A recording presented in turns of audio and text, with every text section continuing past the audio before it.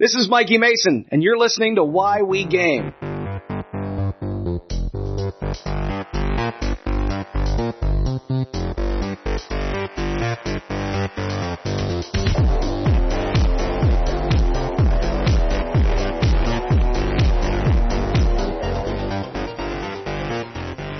I'm Brodor, and this is Why We Game. This episode's guest is Eric Ausley of Gamers Table fame. Eric, how are you? I'm good. How are you? I'm excited, man. We're actually in your studio, yes, which is a separate building. It's an outbuilding from your house because you're a wicked fucking professional, right? And you would think that I have a lot of money, but I don't. I've sunk so much money into this that I don't have, but I have a very indulgent wife, which is very nice. I would like to think that, one, having a medical industry background like you do, you probably do okay for yourself. Also, I'd like to think that some of that Patreon money that I have given to Gamers Table, at least paid for one of these foam shingles that's soundboarding in the room. Very much so. And that's the funny thing about podcasting is you would think that, especially having run successful Patreons and Kickstarters and things like that, which I've done for this podcast and primarily for this studio, and that's kind of a whole thing. You would think that that level of financial backing would help a lot, but anybody who's ever done podcasting knows that it just kind of scratches the surface because you're constantly looking for other gear. You're constantly doing trial and error because something mic-wise that may work for someone doesn't work for you. The equipment's gotten so much better over the years, but when I first started, it was a lot of trial and error. So a lot of that, like the Patreon money would go to a mic, and then I'd be like, this mic is garbage. Why did I buy this? But it was because it was recommended or whatever. So a lot of this that you're looking at with the studio and everything has been a lot of trial and error. But no doubt about it, the fan support and especially financial support has helped build this into what it is. How long have you been doing podcasting? Started in 2011. That was, and that's actually kind of a convoluted little bit of a story. A friend of mine started a sketch comedy podcast called F'd Up in Middle America. And I loved it. I absolutely loved it. So I was like, dude, I need to be involved. He was one of my friends in my gaming group who has like a theater background and, production background and whatnot. And it was just he and another friend of ours. And I was like, whatever you want, if it's just a voice work or if it's just, writing or whatever, I want to be involved. So he brought me in. And right about that time, so this is like 2009, he brought me in and we started doing that. So I was writing sketch comedy and stuff like that. Right about that time, I was like, because I live in St. Louis, I was like, I need to find a local convention that's not Archon. Now, Archon's fine, which is like our big local like gaming and sci-fi convention. You don't like to No. You say what you want to say. What I was going to say is that I'm not a big Archon guy, and it's not my jam. Yeah, and I understand that. I completely get that. And having seen other small cons, it's not quite my jam either. And that's one of the reasons why I was like, I need to find another convention that is not Archon. I started looking into it and I was like, what the fuck is Fear the Con? That's awesome. And like I said, this is like 2009, 2010 at this point. And I was like, what the fuck is Fear the Con? So I looked into it and I found Fear the Boot and I started listening and I was like, I can't believe these guys are local and I can do this. I think I can do this with my friends. So Fear the Boot inspired me to get into podcasting, which is so bizarre because now obviously I'm affiliated with a lot of the people who do Fear the Boot. We do the AP together, all that other stuff. All of these things started then and there. I even reached out to the cast in 2010 and said, thank you so much for inspiring me, and sent an email, and Chad never responded. Oh, that's because that's how I got on the show. Is I was working for Fantasy Shop as general manager, and I listened religiously to your show and to theirs. Right? Well, actually, I got turned on to your show after I was listening to theirs. Sure. But I reached out to them, and they were like, "Do you want to be on the show and come in and talk about the industry?" I was like, "Fuck yeah, I do. I absolutely do want to do that." And then it was a done deal at that point. It was great. Yeah. Yeah, so that's how I got started, and it was it was my normal gaming group. We used to game on Wednesday nights, and just one Wednesday, I come walking in with, cause I live an hour away from my game group at that time. So I just walked in with this recording gear and was like, this is what we're going to do. And they were like, okay. Cause part of me, with my game group is I kind of impose my will upon them. And to me it all boils down to a perfect analogy. A friend of mine said, our life is like ordering pizza, and Eric is the one who dictates what we put on our pizza. And it's mostly because sitting around, and you know how it is. You sit around with a group of friends, and what do you want to do? I don't know. It's like trying to figure out what's for dinner with my wife. What do you want for dinner? I don't know. What do you feel like? I don't know. What do you feel like? So in gaming and a lot of the things that we would do, I just was like, I got tired of the BS and was like, okay, somebody needs to make a decision, and that person is me. So in our gaming, we would do these things. And, so with podcasting, it was, oh boy, this is one of Eric's, flighty ideas. It'll be done in a month, and we'll just move on to our normal thing. And my thought process was initially sit down, and because every game group does this, you sit down and you bullshit for at least an hour before you get playing. The initial thought for Gamers Table was turn on a microphone and just record what we're talking about, inside jokes and everything. And initially it was, don't even give context to some of these things. This is our life. This is what we do before game. And it's what every gamer group does.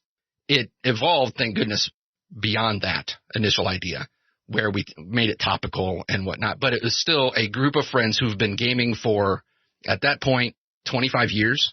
So we already had this chemistry because we've gamed together for so long. We grew up together and able to joke and make fun of each other and have all of this like wealth of shared experiences that we could share.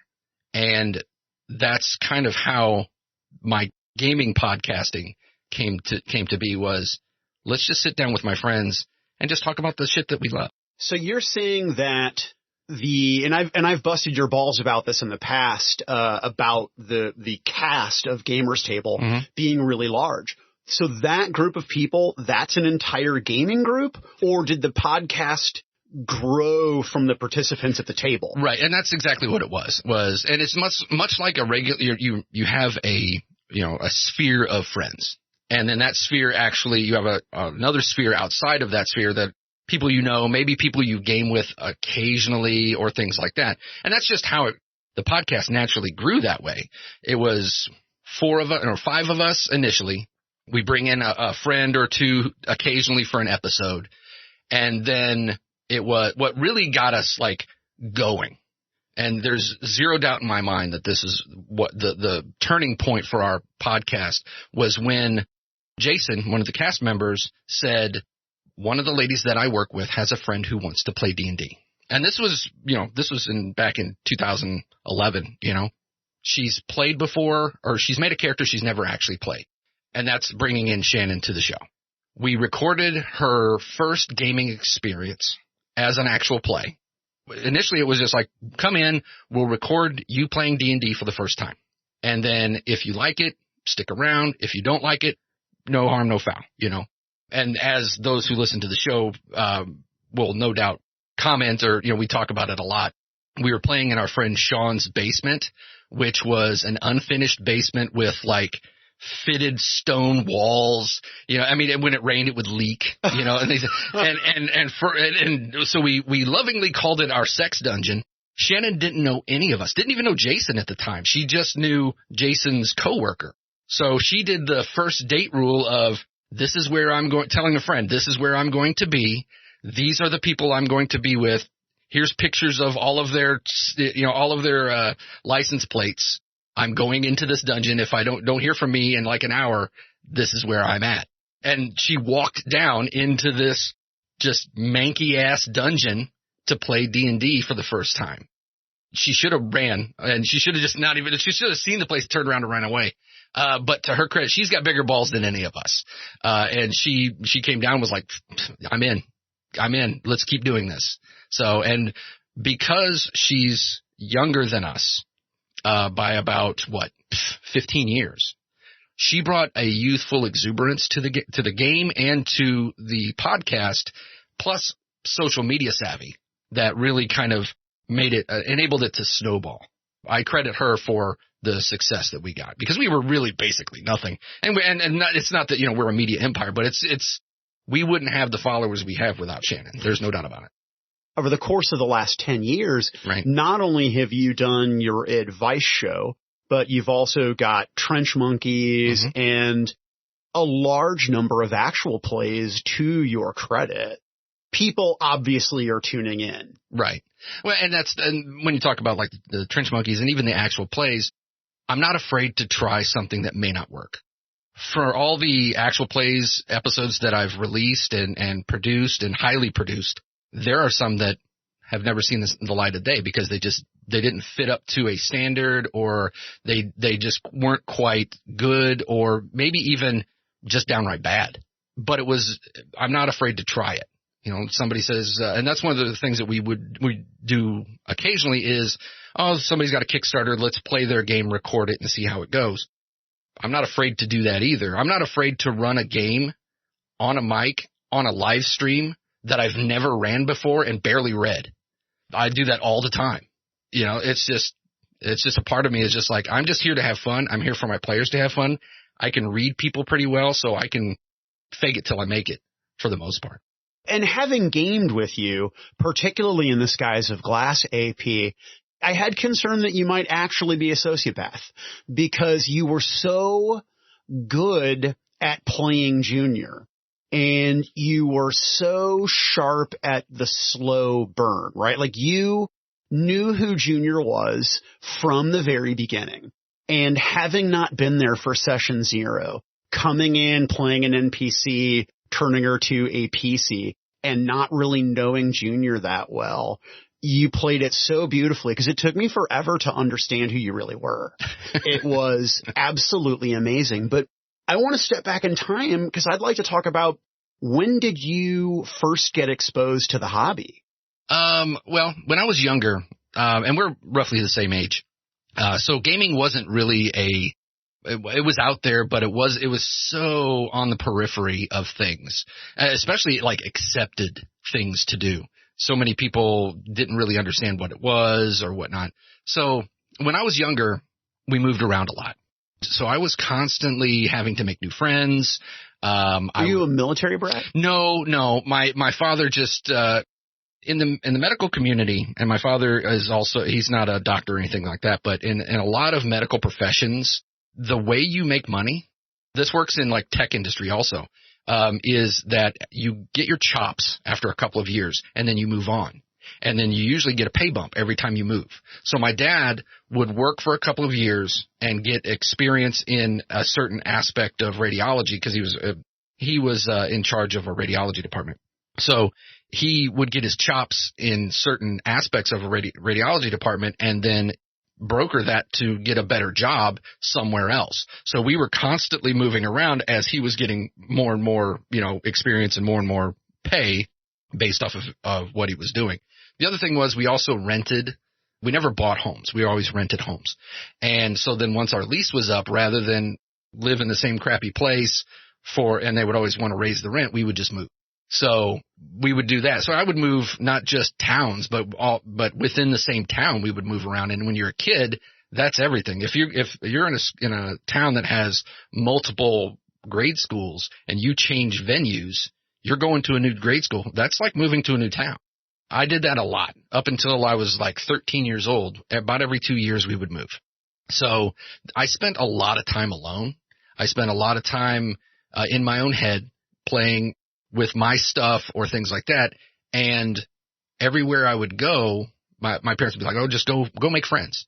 Well, it's not really that easy to just go make friends. I would try, but I was teased, bullied. I was the new kid. It was constantly the new kid. At around, I want to say maybe 9 or 10 years old, I found Choose Your Own Adventure. There was a bookstore that, now looking back at it, I would have to walk from my neighborhood along train tracks to get to the road that led to this bookstore. And this was not just like a regular train track. This is an Amtrak train tracks. So high speed trains would come with virtually no notice, and I'm walking alongside it, or on the train tracks to get to this bookstore. Funny enough, the same bookstore was also the first bookstore I ever went to that had a dedicated porn section. So I was exposed to gaming and porn at the same time. Why did you ever leave that bookstore?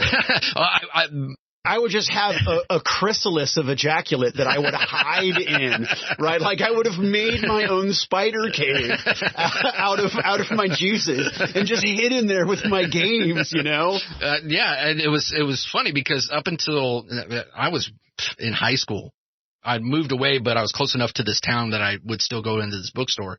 And by the time I was in high school was when they actually walled it off. It was completely, you saw, it was hardcore stuff. And it was right next to the gaming stuff. So you'd stand there and, big jugs. Where was this? What state? It was in Illinois. Okay. Yeah.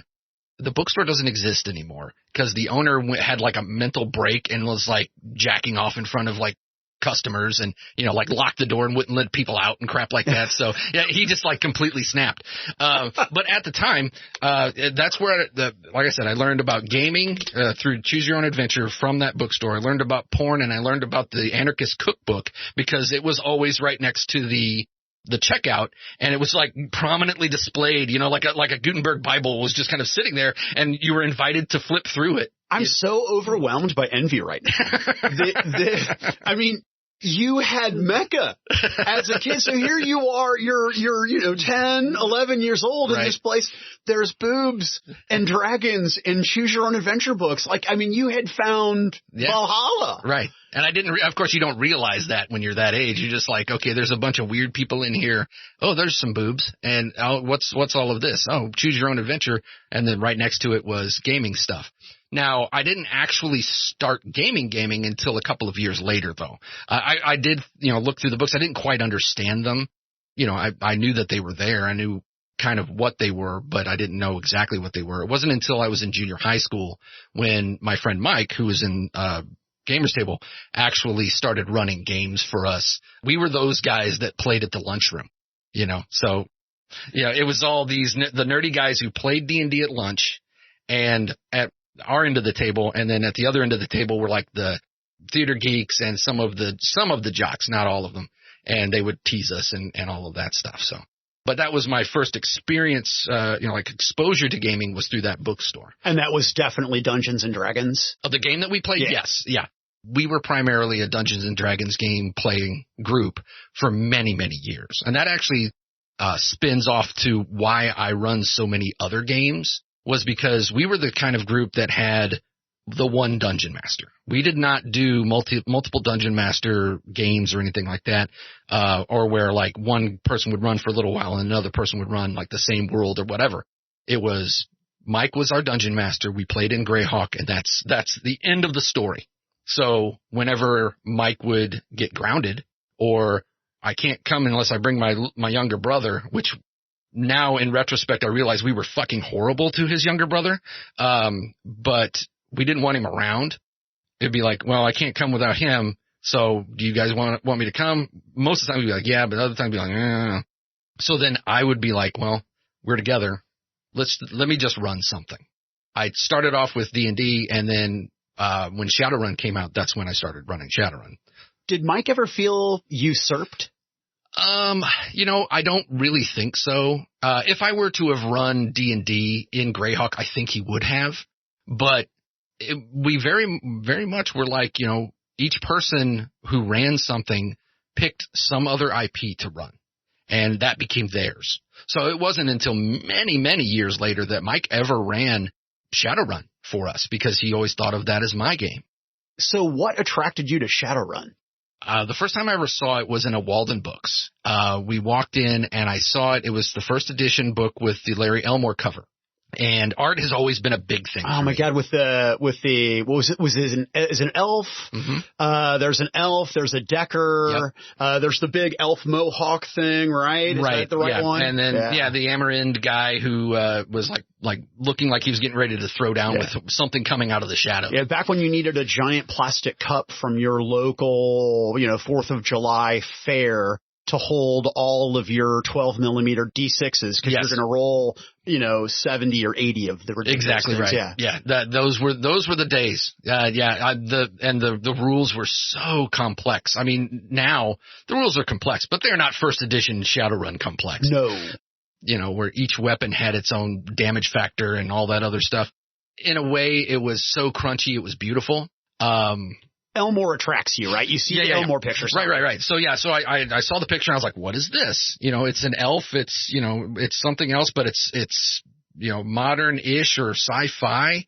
And that blew my mind because I was like, because I've been playing D&D forever. We'd played things like, Star Frontiers and the West End games, Star Wars by that point. So I was like, what exactly is this? And I had read Neuromancer by William Gibson by that point. And I was like, this reminds me of Neuromancer. So I picked it up and started going through it. I ran the first game of Shadowrun that night, not having read the rules. I was just like, okay, I will figure this out. I just want to play this so bad. As you're sitting in my space here, you're seeing all of these games. Most of the games you're looking at, I've never ran. You have quite an impressive collection. Thank you. From in multiple editions of great games just over my shoulder here. I am envious of all the glorious Conan from various D20 systems, and you have, of course, the modifius Conan stuff as well. Right. So, I mean, those things I've ran, but I've also got, like, Rollmaster. I've never ran Rollmaster. There's so many things where I would just be like, one day I'm going to run this game, and one day has not come yet. So, I mean, there's all kinds of stuff up there. Just now, we're playing Blades in the Dark. I've had that game for a while.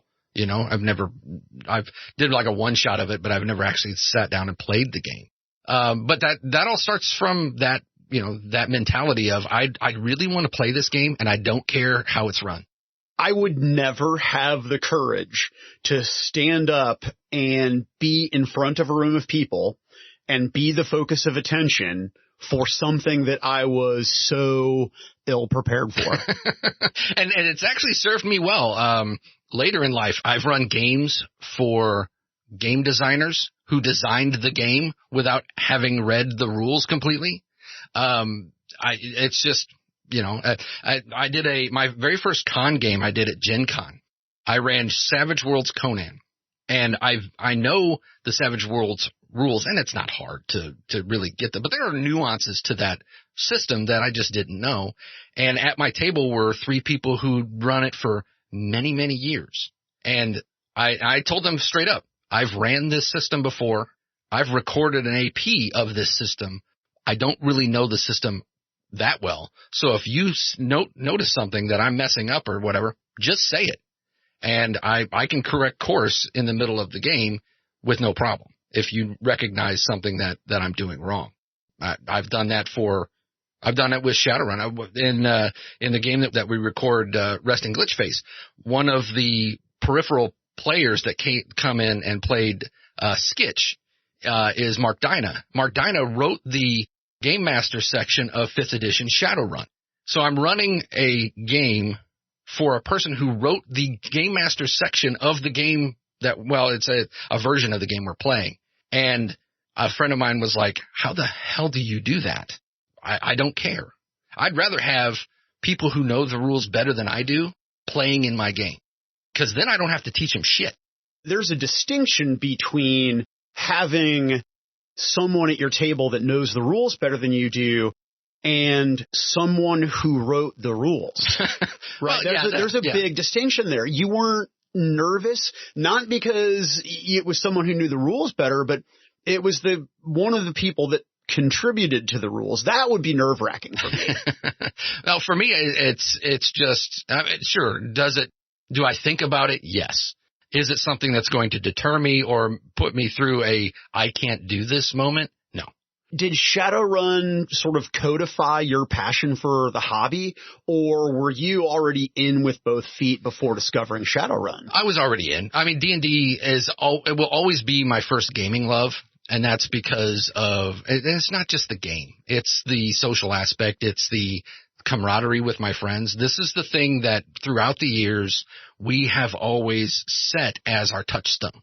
We love the same sports teams. We love, we've had so many shared experiences, friends who've come and gone, but D&D has always been the thing, right? So even to this day, after 30 some years, I still get together with these two guys who I've been gaming with since junior high school to play D&D. And I think that is as absolutely hippie and douchey as this is going to sound. And normally I'm pretty stoned when I record these episodes, but I'm sober because I drove to your house. But the thing about it is it is absolutely a magic. And Dungeons and Dragons, WotC I don't think understands this. Hasbro certainly doesn't. It's bigger than just the IP. Right? Right. It's a cultural phenomenon. And the reason why the cartoons and the movies and the things, they don't work is that it means so much to so many people who have their own unique experiences, right? So you and I have a common bond in terms that we're gamers, but you growing up and that Greyhawk and those adventures, those are yours. Yeah. Uniquely yours. And that's difficult to capitalize on. Right. Right. Yeah, because like you said, as soon as they make a movie, then they've set in stone a story. And D&D and gaming in general, role-playing games in general, are so much more than that. Right. That's why generic properties like Dungeons and Dragons sustain and are more successful commercially, I think, than licensed products like the various editions of Star Wars or other role-playing games, because I don't want to play in George Lucas's world. I want to play in mine. Right. You served in the military. I did. Kind of spanning that time between middle school, high school, college. Did you go straight from high school into the military, or did you go to college first? No, I went straight. I was one of those suckers that the recruiters, they lick their chops when they see, right?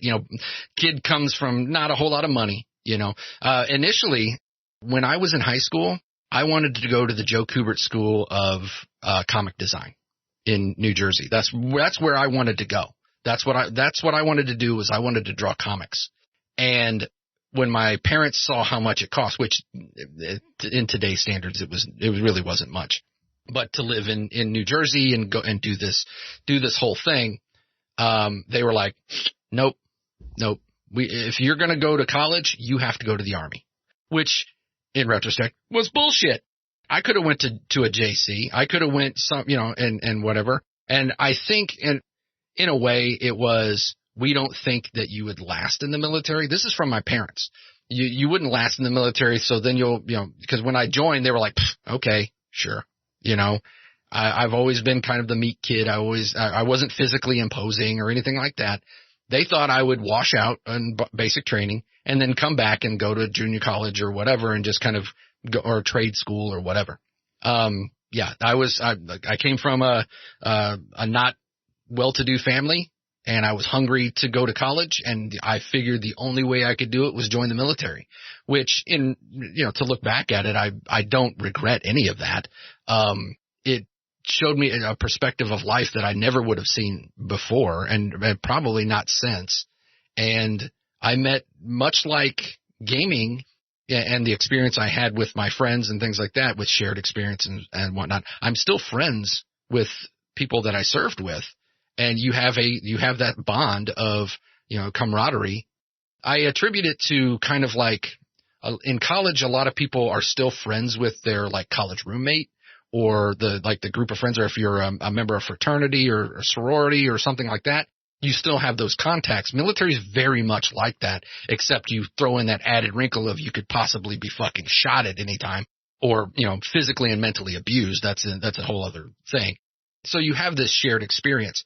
I actually brought gaming to my military friends. One of my military friends was already a gamer, but the others were not, or they had played maybe once or twice or whatever. We became a every weekend group in the Army. And that was, I was exposed to Shadowrun, and I ran Shadowrun for my friends, when it first came out. But Shadowrun in the military was really where my love of Shadowrun came to become a thing, because so much of that tactical knowledge and just dealing with people who understand, you come up with the plan, you work the plan, and that's what you do. That's the mentality there. You've preempted multiple questions already. So your military experience then did inform your style of gaming. So you're active in the military. I assume you're single. Yes. So you guys are single, disposable income in the military. So all you've got to do is jack off and play games and drink. Right. And we were also in Germany, so we were thousands of miles from home. So we really had nothing but each other. So yeah, it was hang out on the weekends and play games, go to clubs. Cause some of us were, like, okay, we'll go to clubs. Now, I don't know if you've ever heard or talked to anybody who's ever been to a military club, but it's like a meat market. There's probably, the ratio is like at least 10 to 1, men to women. So you're not getting any from a club. I mean, unless you dance well, or something or you're just a regular and you just like. So we would go to clubs and things like that. Prostitution's legal, in Germany, so that there was always that option. Anyone who's ever heard me on a podcast probably knows how aggressively pro-prostitution I am. So good for them. Yeah. We can go into whole stories about that too. But, so yeah, really we just had each other. We were thousands of miles from our family and things like that. But yet, and I'm sorry for interrupting, but yet gaming without those guys, gaming is still important to you. So had you been mustered out of the military for whatever reason, you were going to take gaming to other people. Yeah. So, and I know this is it's a lot to unpack, but why? I mean, what is it about the hobby that not only did it attract you when you were young? It's in your blood. It's been with you all this time. I understand the attraction initially now, I think, but I don't understand why did it have such an impact on you?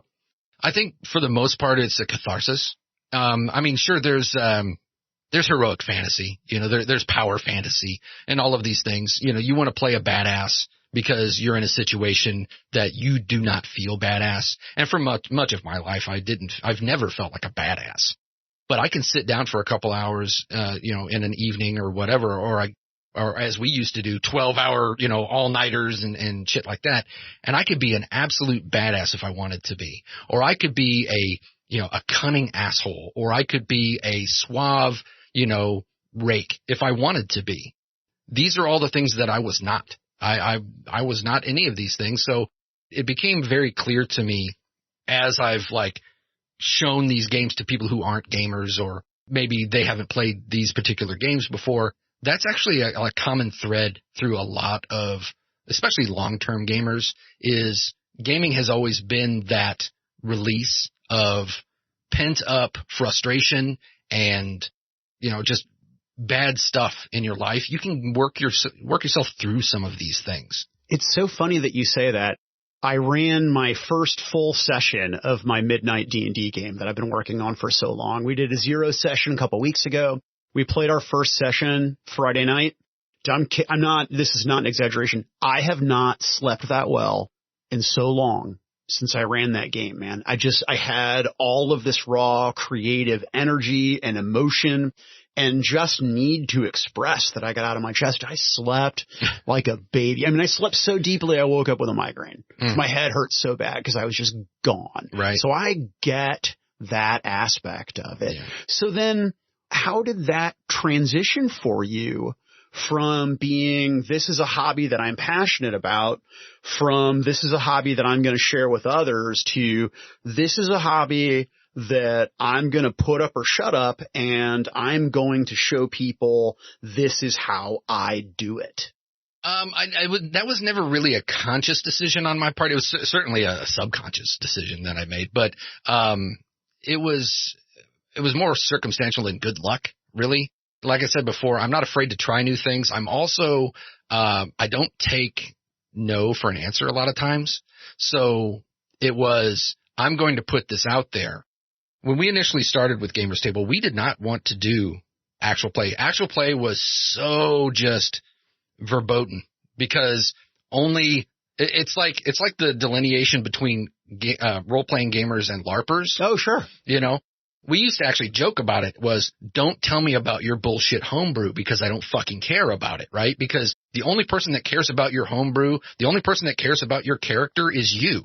So telling people about it, is like talking about your kid and bragging on your kid.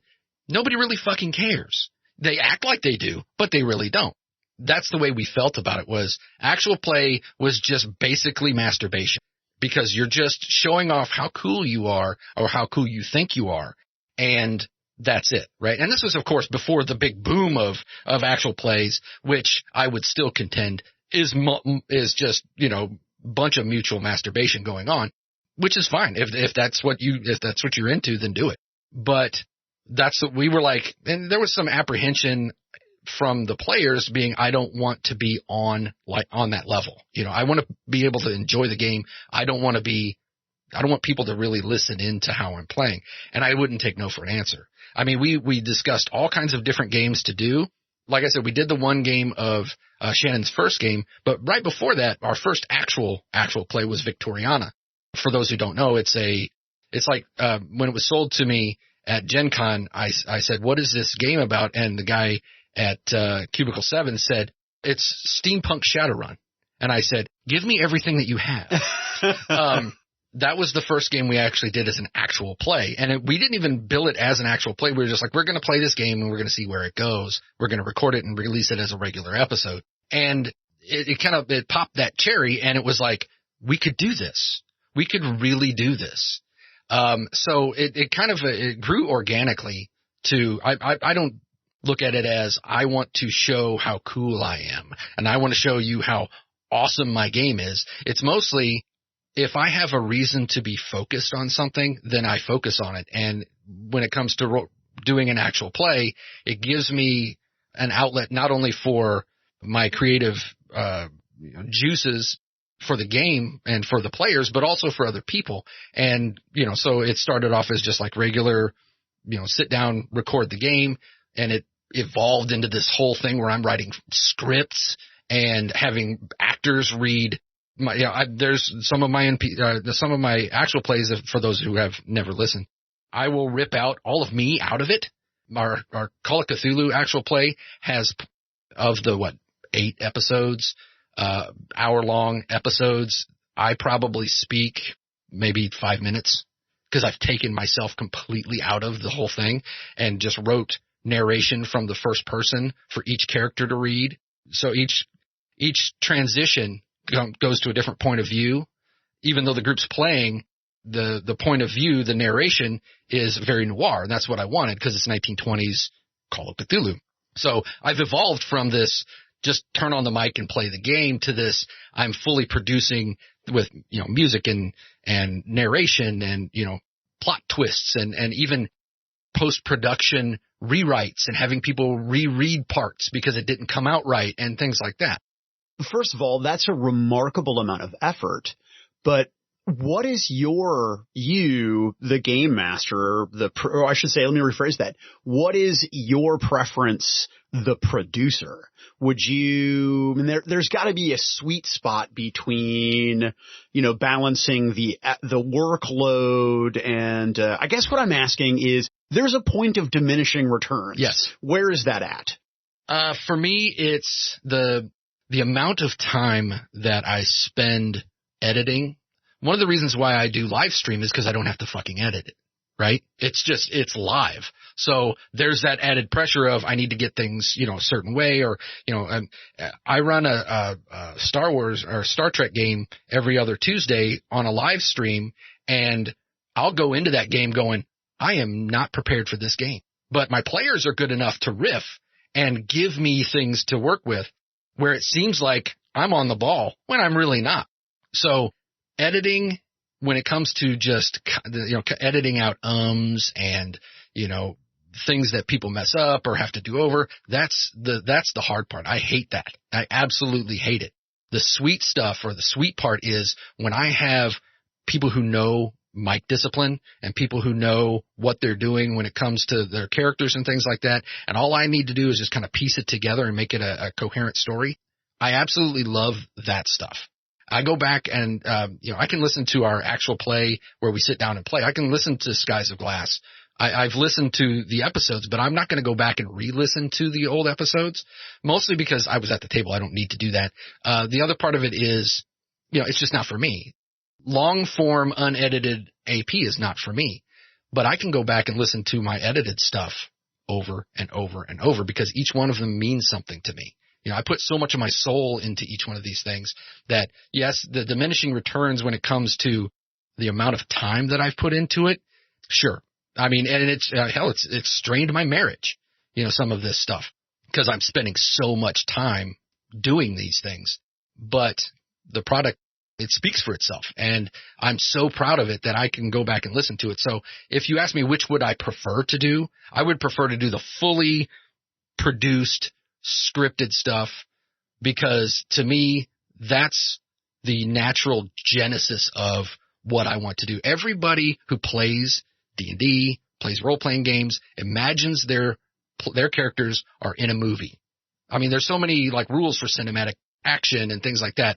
When you take it up to that level where you're scripting the NPCs to make your story flow better, and you're, at the table, you may mess up 4 or 5 times or whatever. When you can remove yourself from it and go, this is what I want to do, I can take the player's reaction and seed in some foreshadowing, or I can seed in these higher level writing techniques and things like that. That's what I love to do. So do you pursue writing outside of gaming? Yes, I've done things. I've written for a couple of games. I've written adventures for and published and things like that. But that's the catch-22. The catch-22 is I'm the kind of person who, once that creative itch is scratched, I don't go back to it a lot. I've tried to sit down and write, a story about characters that I've ran, an actual play about and things like that. And it doesn't do it for me, because I feel like that creative spark has already been done its thing. So I don't sit down and just write to write. Before all of this happened, yes, I do. I used to do that all the time, but it's almost like it's kind of feeding that hunger, and it's taken away from that desire to write for other things.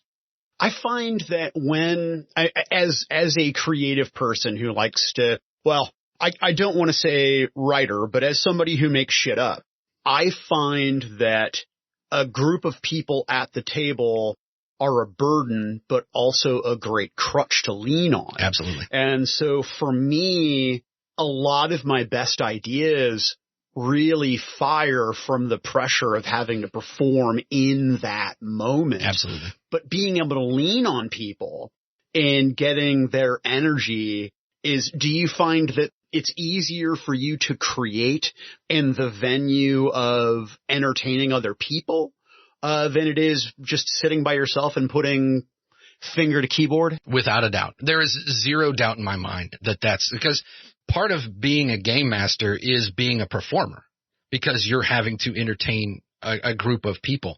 And that's, and I know we agree on this, that's where the sterility of online gaming kind of mars that, because you don't get that energy. You can get energy from watching somebody on a screen, but it is not the same energy as when they're sitting right next to you. And I feel that all the time. I can riff off of things. I can feel the room. Some of my favorite things to do is to slip in Easter eggs in my games where maybe one player will catch it, or maybe not. I'm entertaining myself because, for instance, in Promethean actual play that we did, I made a list of the characters went to this ruined carnival, and they were just passing by some of the dilapidated stands and whatnot. And I gave the list to Shannon to read. These are the things that you walk past. One of them was Hot Carl's hot dog stand. And nobody got it except Brandon, who just died. And he was like, "Oh my God, you asshole." Because I would slip things like that. So who's Hot Carl, and why does he have a hot dog stand? Do you know what a Hot Carl is? Oh, so the Urban Dictionary Hot Carl. Yes. Yes. Very well. Okay. And so I throw things like that in all the time. And I knew If anybody would get it, it would be Brandon. But I didn't want to be the one who delivered the punchline, so I gave the list to Shannon because I know she wouldn't know what that was. Smart.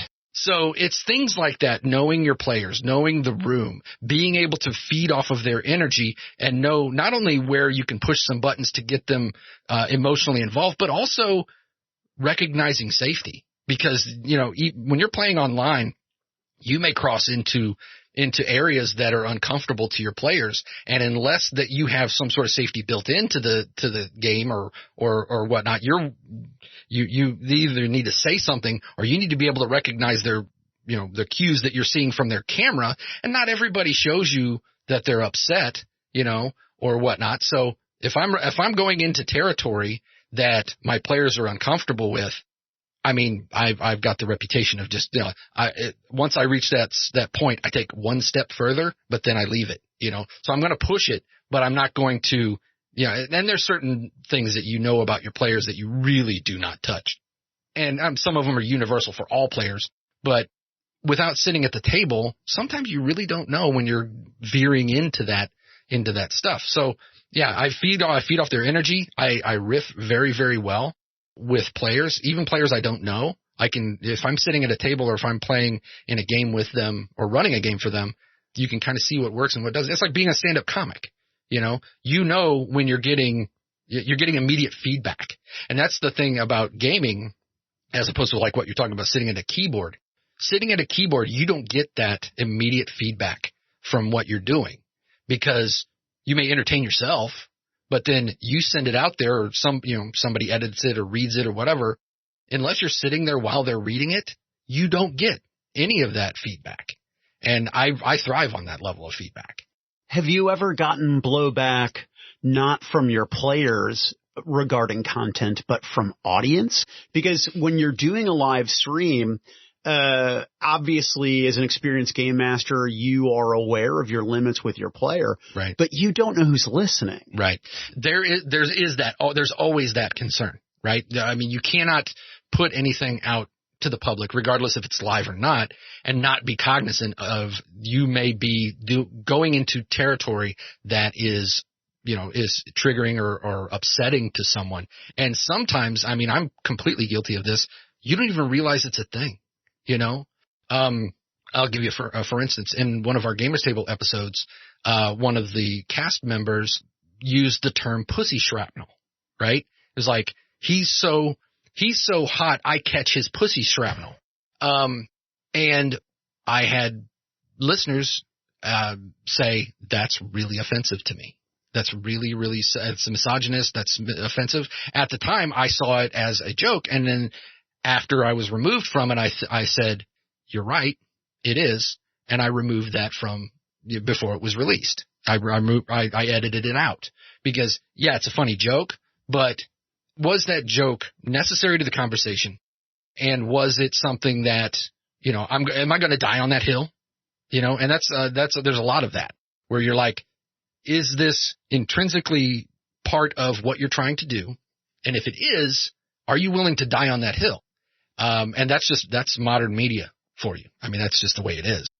I have found myself removing things from episodes, just flippant comments because I don't know, maybe that was not appropriate and I don't want to have that fight. Now, with that said, there are fights that I am willing to have in that arena, right? But I don't want to, I just don't think this is the venue for it. Right. So was that a Raw that you had released and somebody reached out to you, or did that happen live? It was because we have Patreon backers. It was people had access to Raw content.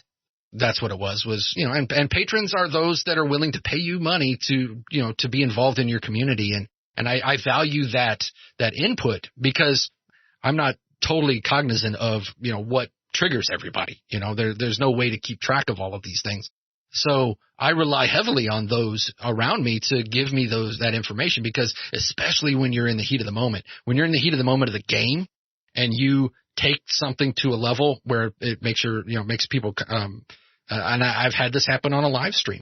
I was riffing with one of my players who I've played with for a long time, and it was he was playing a kind of a rough and tumble warrior type, and he was trying to separate this like overbearing mother of one of the other player characters from what they were, essentially it was, let me distract the paladin while you guys do the bad shit. But in this case, it was, let me distract this overbearing mother while you go do some shit that you don't want her to pay attention to.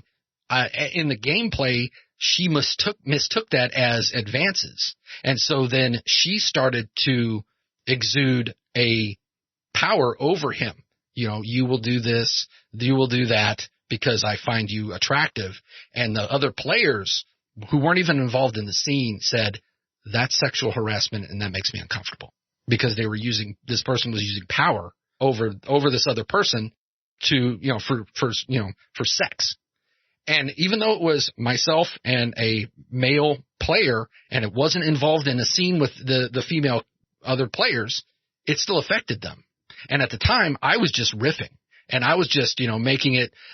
One of my go-tos is the randy old lady as a game master. And because you're a middle-aged married man, and it's real life. Yeah, I get it. Yes, and even before then, it was the concept. One of my favorite Shadowrun NPCs was a fixer named Pink Pantied Granny, and she would call on vid in a negligee or in lingerie. I'm thinking about Mom from Futurama, but in yes, that's exactly it. And would have but this is of course before before Instagram and things like that, where people would do give you the come hither look with the camera up high, so then it looks like they're getting ready to go down on you and things like that.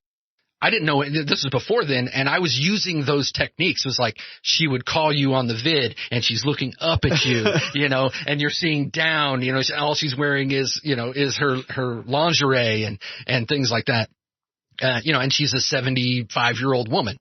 These kind of things, they evoke, especially in young men, they evoke this ooh, or whatever. I mean, someone was like, ooh, yeah, I'm into that, but so I like to play with the randy old lady, who the cougar or whatever.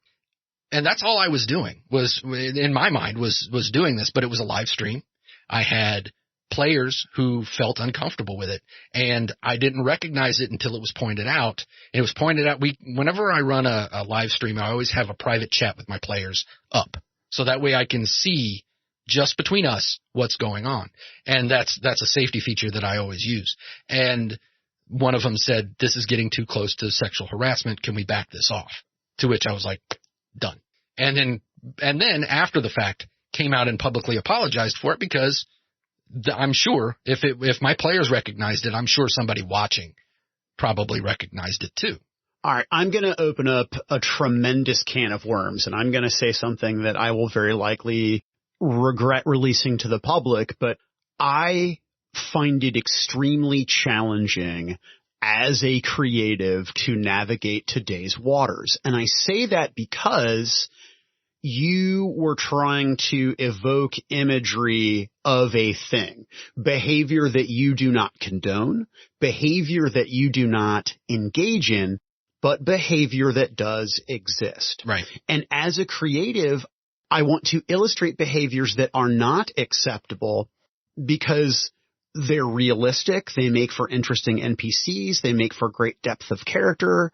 And they have a verisimilitude, if I'm always mispronouncing that word, but they have a reality. Right. Right. And so there are people like that exist. And I don't know where the line is between illustrating this is a character that engages in bad behavior, and I'm not even going to discuss the bad behavior of this character because it might offend somebody. I'm lost, man. Right. And that's today's culture. That's just the way it is. And it's very hard because, especially when you're releasing things out, like some of my edited content and things like that, and role play dramas and whatnot, 5-10 years ago, right. Some of the things that were in there may trigger people nowadays. Dude, I'm watching this is apropos only a little bit, but I'm watching the Alec Guinness, Tinker, Tailor, Soldier, Spy multi-part miniseries for the BBC in 1980. Son of a bitch. I'm waiting for Star Wars to get canceled, man. I'm waiting for Obi-Wan Kenobi to get pilloried on Twitter. It's not right. It is hard. As a creative, it is difficult. And that's one of the things that I've learned. I mean, I've been doing this for, X number of years, and I'm still learning things from people. And the hobby has changed so dramatically over the last few years when it comes to who's enjoying it and who is engaging with it and producing things for it and all that stuff, that I don't understand their point of view. I really don't. That's not a bad thing. And I'm not the kind of person who's going to say, well, I'm going to do what I'm going to do. I don't care if you are offended or not. There are plenty of people who are like that. But I would much rather be the kind of person who is like, I don't understand your position, but I'm willing to learn what you're going through. And if this is something that bothers you, I mean, I always say that I don't have any triggers, and honestly, in gaming, I don't. But there are things that I would be like, ooh, Yeah, don't rape my character. Right. That's a line for me. Don't put your wiener in my mouth. Right. Don't stick your vagina in my face. Don't put a finger in my butt. Right. I don't want any of that. Right. So, and I get that. To be honest with you, I wouldn't care. My character, the characters that I've played, I wouldn't care if you did that either. But I understand how that is troubling for people. I mean, child abuse, things like, just you want to make your bad guys bad, and you want your players to hate them. So you want to push some of these buttons, but some of these buttons shouldn't be pushed. And it's hard to navigate, like you said, these waters, because you don't know what's going to be offensive, unless you do a session 0 and you talk about what content do you not want. Doing something like that, session 0, is so hard to predict especially if you have the game you're going to run is going to depend heavily on your player input. You don't know ahead of time what trigger warnings you're going to give people. You could say, well, I tend to run a game that is heavily this, and the other, but it's a minefield. And especially coming from me and who I am, people don't want to hear things that are triggering to them because they know I don't live that life and haven't lived that life. So I have to respect that. I have to respect that there are people out there that are different than I am who have experiences I can't understand because I am not them, but I have to rely on them to be like, this is not right, or this is okay, and I've done that too, where I've approached someone who, I don't have their situation, and I say, is this okay? I plan on doing this. Is this okay? Ahead of time. Is that spoilery? Maybe, but I'd rather be spoilery than to alienate one of my players or one of my listeners because of my ignorance. That actually transitions quite well then into Resting Glitch Face. You do an actual play, Resting Glitch Face, which is Shadowrun with an all-female cast. Correct. Now, there is also additional diversity among that female cast, but you are cis, Caucasian, middle-aged guy. Right. I've got all the strikes. Right? Yeah. So, but you don't have their experience. No. So my first question is, what was the genesis of the game? Because one of the people playing Shannon is a longtime host of Gamers Table. Right. So was this a conversation that happened organically? Was this your idea, her idea? It was all Shannon. The way this worked was Shannon had this dream of running a game, very likely Shadowrun, for an all-female group of people. And as she, this nugget of creativity kind of built, she decided she wanted it to be Shadowrun, and she wanted to try and do it as an actual play. Now, one of the other players, Dorothy, has been a friend of Shannon's for a while. They worked together for a time, and as part of her game group, like her at-home game group. Dorothy worked with is best friends with Lindsay from childhood and worked with Maddie. So there was this web of, it's like who knows who. And it was Shannon's idea. Dorothy did the recruiting. It was like, so Dorothy, you want to do this? Yes. Okay. let's find some ladies who would want to play. I know the perfect two, which was Lindsay and Maddie. So then it was all Shannon. And then Shannon came to me and said, I want to do this as an actual play. I want to do it in the studio because we're all local. Would you be willing to produce it?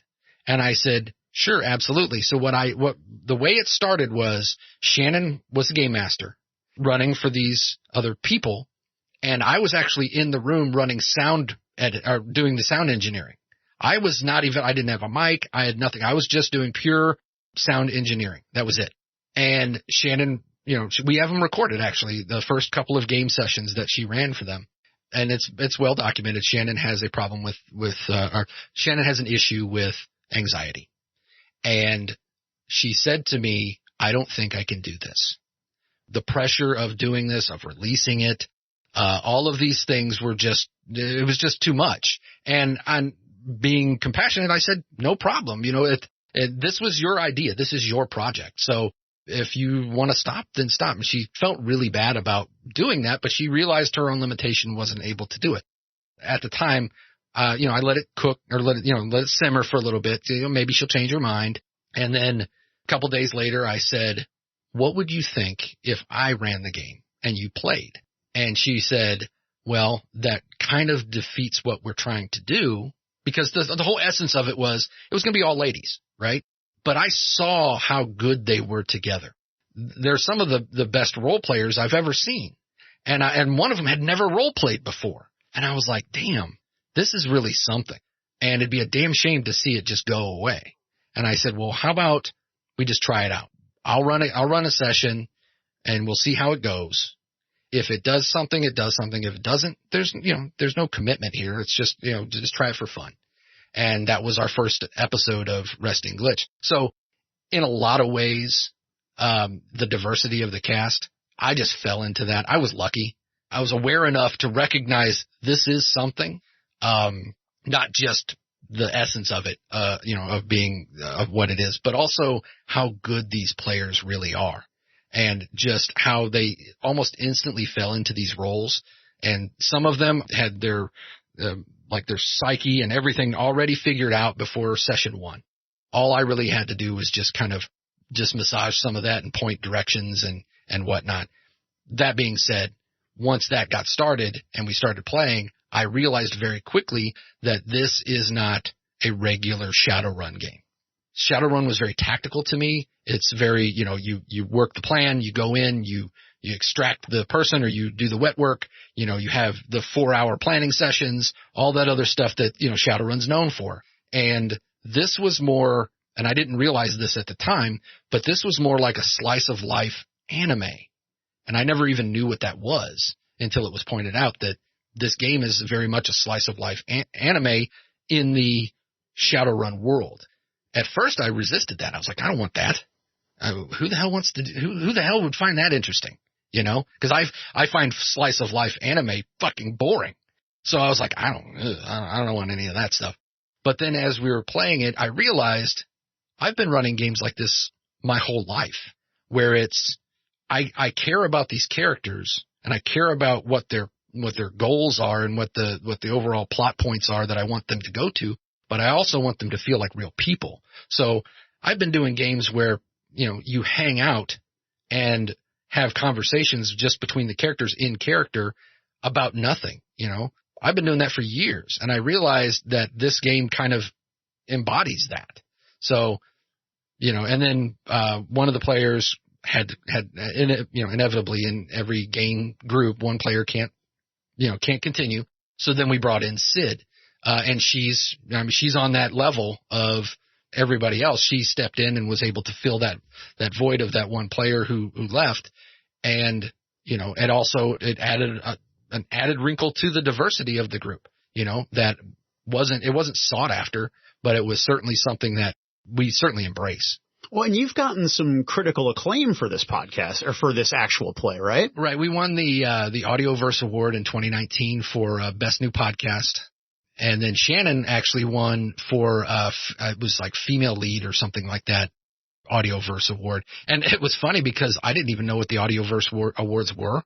I don't, so please, enlighten us. It's an online award that is awarded to media, and it goes through different things like scripted media. There's like live action, things like that. But it's actually like a real thing. It's not like something like just some dude in his basement is, giving out his favorite things. It's one of those awards that, we were the established ones that were out there were things produced by like CBS and, things like that. So the fact that we won 2 in the same year it was pretty exciting. That's amazing. We had no idea what it was. And people were like, dude, no, this is a real thing. You need to be totally stoked about this. It kind of caught us by surprise, and we didn't realize up until then how good we really had it. Did you see an increase in listenership after receiving the award? Yeah. Anytime you receive any kind of accolades, even as small as having a group just acknowledge you in a tweet and things like that, you always see a little bump. With Audioverse, we saw quite a bit.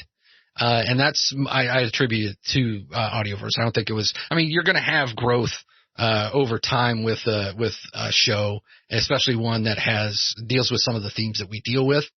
We've been having a pretty steady increase up until that point, and then the needle went way up.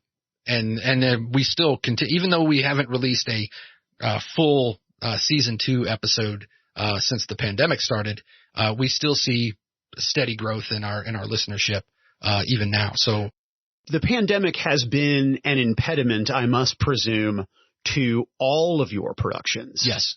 We've been slowly transitioning away from the advice podcast for some time now.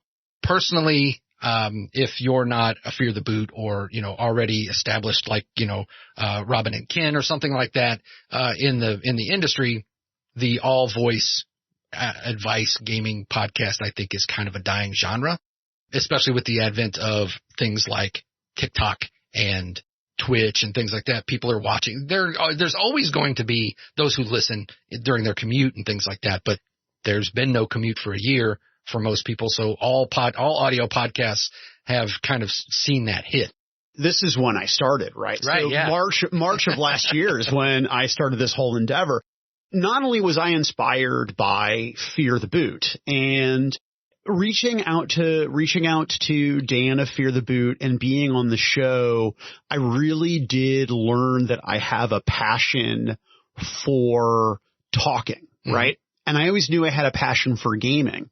But listening to Gamers Table and just specifically you game mastering and then being exposed to you as a player, those things were significantly inspirational to me to want to do this because you have the thing, right?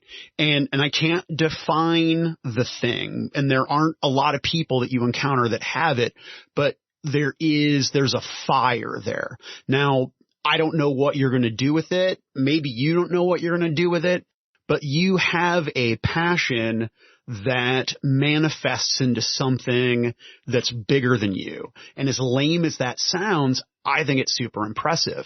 But what really I find remarkable about you as a gamer, not only is there almost incalculable hours of evidence that you're a good game master, but watching you as a player, I have never, in my experience as a gamer, I can't think of another person who brings as much effort to their character and their character background and putting themselves in the place of their character at the table as much as they would as the game master. For me, I'm all in as a game master and I'm barely there as a player, but you're all in on both, right? At first, I thought, okay, Junior's an anomaly. Right. Playing Skies of Glass, there's no way he's going to be this much in character every game session. And I was wrong. And then I thought, we're going to play a one shot for Chad's game for Blades in the Dark. There's no way Eric's going to bring that much depth to his character for a one shot. And you did. And what you did with Uncle Treacle was, and I'm not just saying this to blow smoke, it was really humbling as a player to see that somebody else gave that much effort and gave a shit to put that kind of background into something that they're likely only going to play one time. That's amazing. That's something special. What drives you to put that much imagination and attention into it? A lot of times when I do character work, I look at it as a player, I only have one character to focus on, so I can put so much energy into that one character. It doesn't even seem like a thing to me anymore. It's funny when you're talking about Junior, because in a lot of ways I look at playing a character. I need to know kind of where my character came from, and I need to know kind of where their headspace is. And in a lot of ways, I've looked into like the method acting and things like that, how people will get into character that deeply. I don't quite do it that way, but I certainly I kind of put myself into a mindset.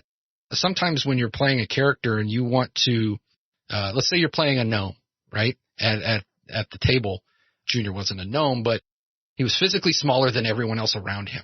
And I wanted him to feel like he was insignificant when he really wasn't. Because, and those who don't listen to the Skies of Glass actual play, Junior was he was a social chameleon, manipulator. And for that character, I based him off of someone I actually know. A lot of the characters that I play are at least partially rooted in people I already know. So that makes it easy.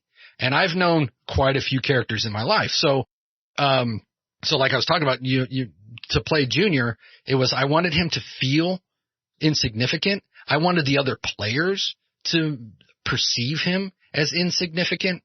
They bullied him through the whole thing. What I would do is at the table, I would push my chair back and I would lean forward on my elbows so I was lower than everybody else at the table. So they would literally look down at me when they were talking to me. I wanted that feel. I wanted them to feel like my character was insignificant. And you pull these little psychological tricks on people to kind of get them to do what you want them to do. I do that as a game master. I do that as a player. Uncle Treacle was as a Blades of the Dark spider. And I looked at him as I wanted him to be this kind of a gregarious little guy, but I wanted to diverge myself from, cause Spider is somebody who's a manipulator also, but I wanted him to be different than Junior. So I wanted him to be a little bit more robust and engaging and friendly. So he's the kind of guy who's got a guy. Exactly. So yeah, it's one of those things where I sit and I think about where does this character come from? What have they experienced? And how do they manifest that either through, because with actual play, a lot of times all you're really doing is conveying things through your voice. So you have to be super, one way or the other. You can't, if you play kind of in the middle, then a lot of times all of your characters kind of sound the same. So that's what I've learned from doing my own actual play. When it comes to like my process for coming up with characters, it's what's wrong with this person? And how can I project that without saying it? And that's really a hard dance to do. But once you get practiced in that, I do that with my NPCs all the time. Rest and Glitch, every one of the NPCs, I get commented all the time about how like Joe, which is Maddie's character, has a collection of trash dads because all of the male dad-like figures in her life are absolute garbage. And yeah, and that's by design. I know where each one of my NPCs come from. I know where they're going. I know what they want. Nobody in my world has no agenda. Everybody has an agenda in their life. So I try and figure that out. And sometimes I don't figure it out ahead of time. Sometimes I figure it out in gameplay. Junior I knew kind of where I wanted Junior to be. And then I would let circumstance kind of dictate where I could try and manipulate things or push things in directions. And I've been around social manipulators enough, who act like they're your friend, but they really aren't, to say, yeah. And when I talked earlier about how this is a catharsis for me, that's a big thing about is how do I understand where these people came from who did these things throughout my life? and how do I project that into a character and try and figure out, not necessarily forgiving them or excusing them for what they're doing, but understand. And that's a big thing for me is, why did somebody do what they did? Regardless of if they're inherently evil or whatever, even my bad guys, even the most disgusting villains in my games, they feel like they're justified in what they're doing. And I try and come up with, well, why? The sympathetic villain is a big thing for me, mostly because then the players have to come up with, do I really want to pursue this? Now that I see their point of view, do I still want to put two in his head? Or do I want to make sure he pays for his crimes, in other ways? Or are they justified for what they've done? And you can really see some good social dynamic from the players because everybody at the table may have a different opinion. I suspect that you are difficult to figure out as a game master. Because, for example, we did our first session of our midnight game. We're at the table, and long story short, the PCs are basically they're stuck with NPC, and they don't trust him. Mm-hmm. And he does everything in his power to manipulate the PCs into trusting him and not killing him. Right. And so my wife, she goes upstairs to take care of something. By the time she comes back, NPC's taken over the party. They've given him a knife. My wife is like, what the fuck are you guys doing? Right? Because my wife knows me. Yeah. Right. And she took some metagaming wifely knowledge, right. Maybe shouldn't have. She sat down and she's like, do you guys have any idea what the fuck he's doing?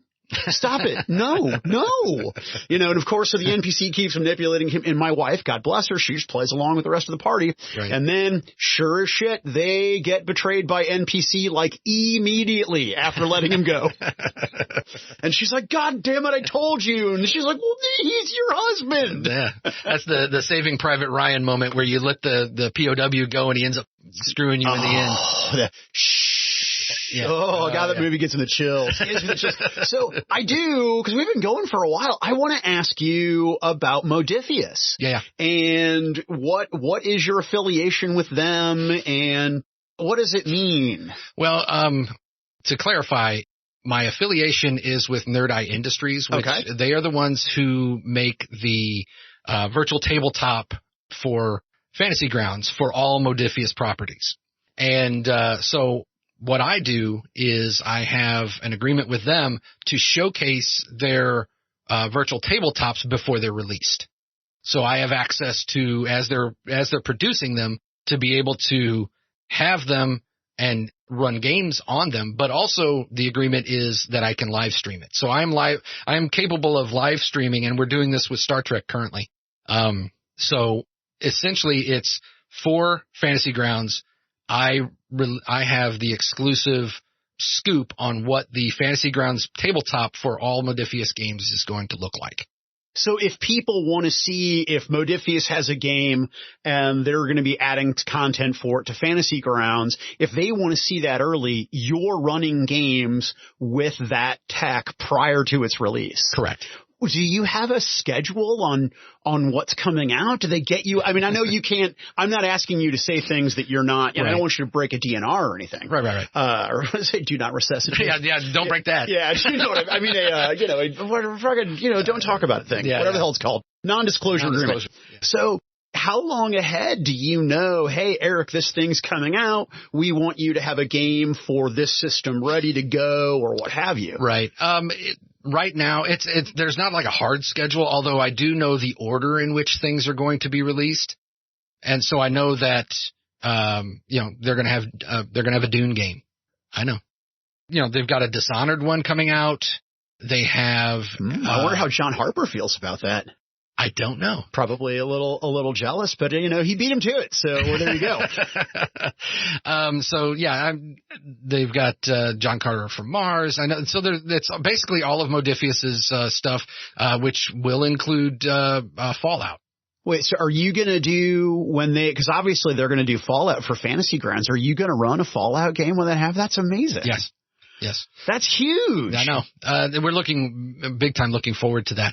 That's what we're doing. And Modifius is, they've seen what I've done with so far Conan and then Star Trek. And when you talk about, getting to see it ahead of time, Star Trek is right there. That's the big one right now because Star Trek is not available on Fantasy Grounds as we speak, as of this recording. So if you want to see what the virtual tabletop on Fantasy Grounds looks like for Star Trek, you have to watch my show because there's no other place for it. Well, I think that, Eric, where do we find that show? Twitch.com/gamerstable.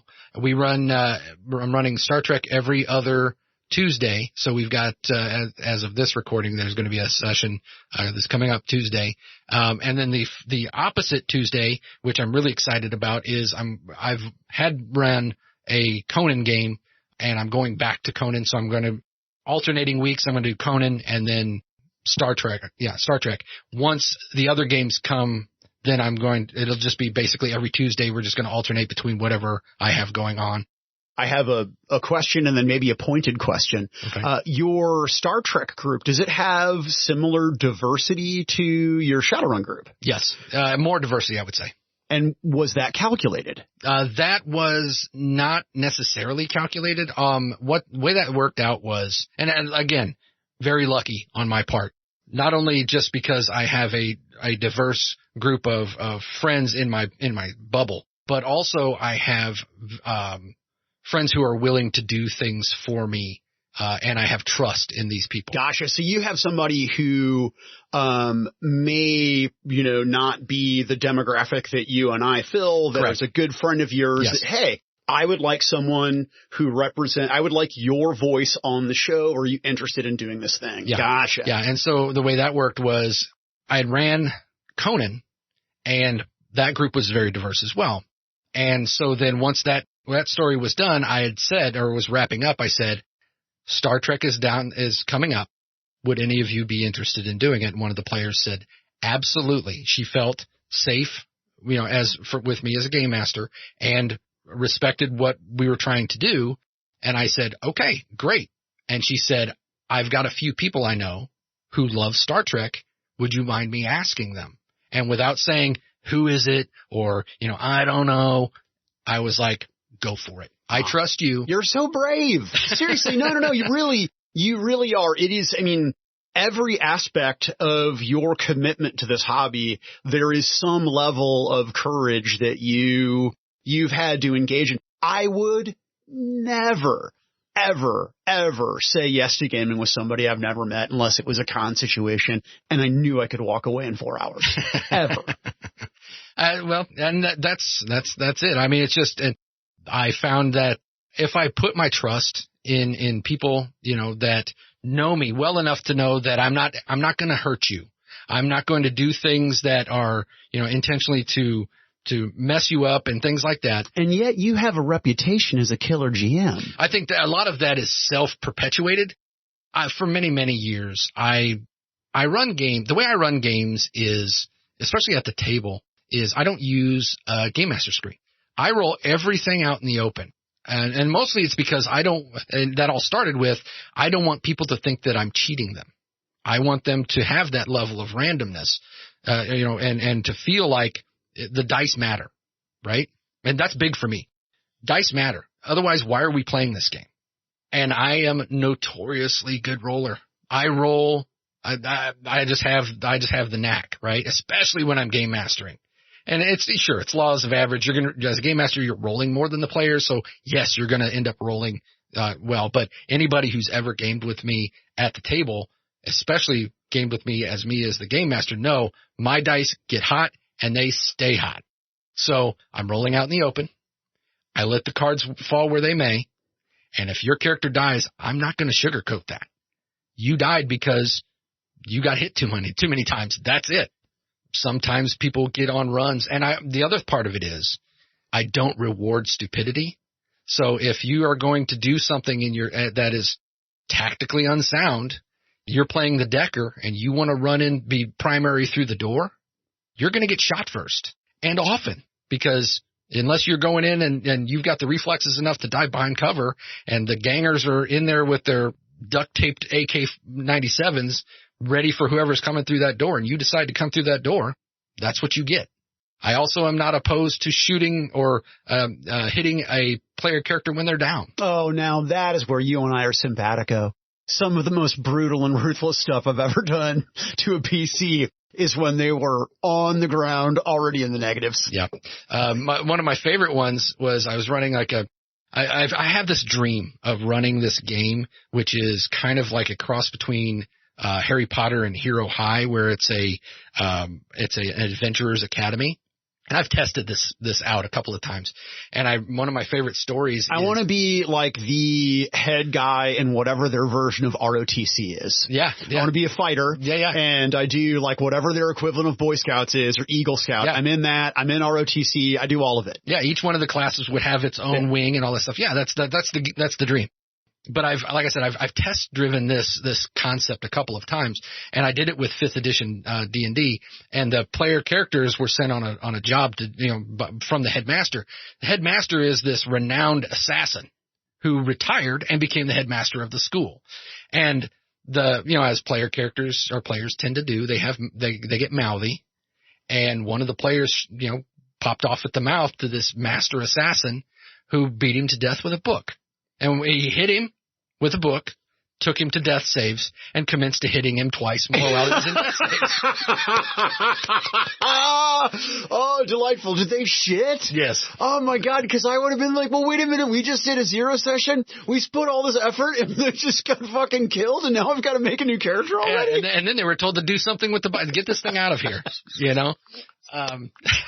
My God, you have brass balls. That's amazing. So, and that's the kind of things that I get the reputation for that. Yeah, it sounds to me between the Shadowrun grenade story, which I'm going to ask you to tell, and this story, it sounds like you are a killer GM. So and this is when I said, okay, this guy is fucking metal, is you tell this great story about a grenade in an elevator. Yeah, as a stairwell. Stairwell, excuse me. Yeah. So Shadowrun has this rule called the chunky salsa rule. And what that really means is the kinetic energy of a grenade reflects off of hard surfaces. So if you let's say you throw it in a 10 by 10 room, you take the damage and it goes from the point of, the initial point of where the grenade explodes, and then it decreases in power as it goes out, and as it goes out. Once it hits a surface that is not going to be affected by that energy, it reflects it back. Yeah, I mean, you served in a tank, so this is like the nightmare scenario. Right, yeah. A grenade going off inside of a tank is like the worst thing that could ever happen. Yeah, that would result in exactly that chunky salsa. The only thing worse than that, and this is, I'm completely going off on a tangent here, but the only thing worse than that, I would think, would be getting hit by a sabot round in your turret, because what that does is it causes a vacuum inside the turret because you're buttoned in, and so you get sucked out of the hole. So, stairwell grenade, and chunky salsa. Chunky salsa rule. So, the characters are going up this stairwell. It's a concrete stairwell, and player character number 1, Decker, decides he wants to throw a grenade, a frag grenade, into the room.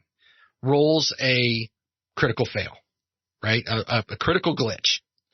And I said, okay. So he goes to throw it. It hits the door jamb and bounces back. Because anytime you do a grenade fail, you have to roll to see where a deviation roll. And it deviated behind him. So he hits the door jamb. It bounces behind him. He's primary through the door. So it goes bink, falls behind him, and only like 2 or 3 meters. So, of course, the entire group is behind him. The grenade goes off. It's a concrete stairwell. It's fucking done. So, yeah, it ended up it was insane. It was like 100 some odd damage or something like that. It completely wiped out the entire group. And we had been playing, of course, this is after a 4-hour plan session. So they were like, okay, we throw the grenade in, then we're going to, rush the room and we're going to do whatever. And he completely wiped the group. And they were like, who gets affected by that? And I said, what do you mean? Well, that was a stupid question. And they're like, well, he's the one that fucked up. It wasn't the rest of us. I'm like, you let him throw it. You let your Decker, who has 0 combat experience, throw a fucking frag grenade. And I've seen people who throw frag grenades badly. There's a reason why when you're on the grenade range, you're in a dugout and there is an NCO right next to you, ready to pull your ass down, because if you fuck it up, you're gonna die. So I'm like, that's what's going to happen is you let this moron throw a grenade who shouldn't have thrown a grenade, and it bounces off the door jamb and lands at your feet. What do you think's going to happen when all of that shrapnel goes bouncing all over that concrete stairwell? It chews you up. That's what happens. Consequently, that was bad circumstance. The killer GM part was his next character. This is the same player who lost 4 characters in 3 game sessions. And he would start to name his next character after the manner in which his previous character died. He didn't learn from his mistakes, so he had a bunch of frag grenades and incendiary grenades on him, and I had a fire elemental bear hug him and cooked off all of his explosives. Because he wanted to go toe-to-toe with a fire elemental. Why would you go dukes with a fire elemental? It doesn't make any sense. So yeah, no, I run from fire, whether that fire is semi-sentient or not. Right. I mean, run from fire. It's basic survival. Those are the cases where, like I said, I don't reward stupid. So if you're in a group of people and one of them is a moron and has no regard for their own life, chances are they're either going to get killed or they're going to get you killed. And Shadowrun, you're supposed to be these professionals. You're supposed to be able to recognize these things. So if the Decker is like, I'm going to throw a grenade, the weapons specialist should go, no, Junior, I got that. That's my job. You need to hack into the system and stop trying to be a cowboy. I think that's the hardest part about gaming, is for players to put themselves in the minds of people who my character has a life experience that I, as the player, do not. And sometimes there's a disconnect between, I just didn't think that I've never thrown a grenade before, and so I'm going to stand in front, I'm going to throw this grenade, and shit, I've just killed everybody. Yeah. You know? I don't know. I feel like not having served in the military, that there is just some common sense survival, don't be a dumbass stuff that I missed. Oh, there's without a doubt. And I've always said, and when you had mentioned earlier, Trench Monkeys, what Trench Monkeys is, the show is a talk show of military veterans talking about gaming. And because since I served and, ran for a group, military group and things like that, there is a completely different mindset about how things work. One of the most brilliant game masters I know is my friend Greg, and he's on Trench Monkeys. Oh yeah, actually I used to talk to him fairly regularly when I worked at Miniature Market. Yeah. He's one of the most brilliant game masters I've ever met, and it's because he has, well, first of all, he has an eidetic memory. Oh my God. That's the kind of person where I'm tempted to kill them and eat their brain. Because I covet that more than being able to grow a beard or having a kick-ass penis. And see, then he's part of my gaming group, one of my gaming groups, who also incorporates someone else who doesn't have quite an eidetic memory, but he has a wonderful memory of things. So having both of them around as I'm game mastering, when I'm talking about I can run games for people who know the rules better than I do, that's a prime example where I would be like, look up, or I'd say something about a spell, and my one friend would go, that's page 308. And then he would go, oh yeah, 308. And he'd go, blah, blah, blah, blah, blah, blah, blah. This is what that says. I don't even need to look shit up. That was great. But anyway, so Greg he's an amazing game master. As a matter of fact, as we're speaking, I just played my very first game of Cyberpunk with him yesterday. And having him with his wealth of, because he was an NP in the military for several years. He served in Afghanistan. So he's a cop. Yeah, he's a military cop. Which those who don't know anything about military and military cops just think that they're cops. No, they do all kinds of other shit. Okay.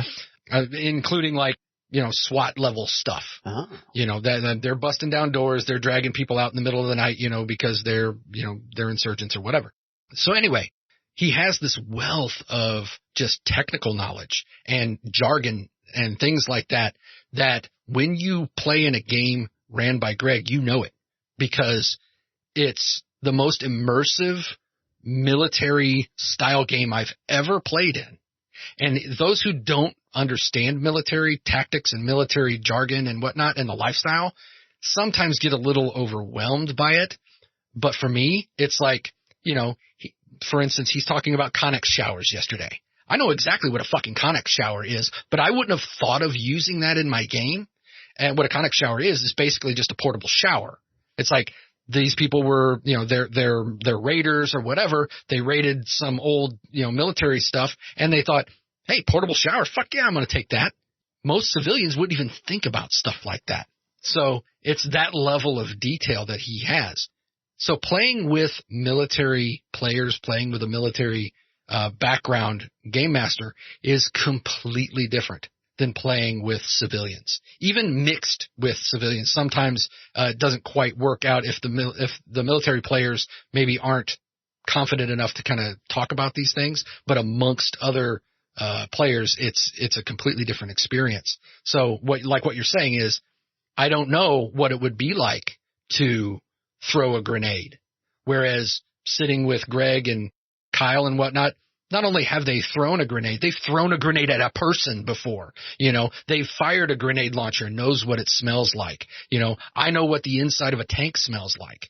Most people don't know that, So it's that level of detail. And I throw that kind of stuff in my games. And I try and explain it without explaining it, trying to give that immersive feel. Most people running games have their life experiences. And that's the biggest point of advice I ever give is you have experiences that no one else, you may think no one else has, but I'm sure they probably do, and draw from that stuff. You know what certain things look like, smell like, taste like, that maybe other people don't. Don't shy away from that. Lean into it, because that makes you a better game master, because you're making your world more real. That's something that I try and do on the regular, is trying to make my game as a game master more real feeling. And as a player, try and make that more real feeling. When talking about Skies of Glass and Junior, one of the people in the Discord commented on something that I didn't know if anybody would pick up, but he did. There was a point in the game where I was, as Junior, was posing as someone else. He was dressed up in a uniform. He was acting like he was part of this military. He clearly was not that person. Right. He gets into a group of this army, and they're like, sign your name. And I said, and I'm thinking about this, and I'm like, how would a social manipulator who is just about to get caught acting like someone, how would they get out of it? And so what I said in character was, I'd reach out and grab the pen, and my hand shakes as if because this character, this military person that I was impersonating, was supposedly just in a battle. And I was like, probably has PTSD, probably still has some stuff going on. So in Junior's mind is, I need to shake my hand, so when I sign, it doesn't look like it's believable that his signature wouldn't look the same. I didn't explain that when I did it at the table. I didn't say this is the reason I'm doing it. The only I said it just in case Dan came back and said, this isn't your signature, or this isn't so-and-so's signature. I could say, my hands shake because of this. But I never said any of these things. It never came back. Person on Discord said, you son of a bitch. I know what you did there. And that's real world stuff. I've seen somebody who was in an armored vehicle that rolled over on top of someone and killed them. And I saw what happened to the rest of the crew and how they react to things. And I just incorporated that. I incorporated that level of trauma, mental trauma. My character, he's a manipulator. He knows how to not only just manipulate people, but also situations to cover his own ass. So that's what I did. And you would just use these things throughout as you're gaming and incorporate them. Even if you're playing a character that has nothing to do with what you are as a person, guarantee you probably know somebody who's like them. Use it. Eric, where do people find you on the vast series of tubes known as the internet? Gamerstable.com is kind of a catch-all for everything that I do. There's buttons on there that you can go to Resting Glitch Face. You can go to our Discord. I'm very active in the Discord for Gamers Table. And I also interact with the Fear the Boot Discord as well. There's a lot of overlap there, so I interact with both groups. Yeah, what at first I thought was probably going to be friendly rivalry. I did not realize how much overlap there was in the two communities. I really didn't. Yeah. And it's really cool. Yeah, I really enjoy it. So, yeah, gamerstable.com. We have a Twitch channel, which is twitch.tv/gamerstable if you want to watch what we're doing. And not only do we do the every Tuesday, we call it Tuesday night 2D20. But we also do other special things, and I've got plans to host one-shots and whatnot on the show, or on the channel. So, and beyond that, you can find Gamers Table at Gamers Table on Twitter. That's the main way to interact if you don't want to join the Discord and things like that. Well, Eric Ausley, thank you so much for your time today. I really appreciate it. I think you are a wicked interesting guy in the industry, and I have had a blast. Thank you so much for having me.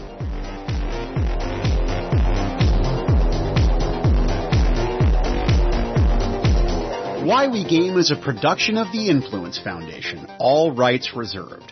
Audio editing by Brodor. Music by Owen Godwin.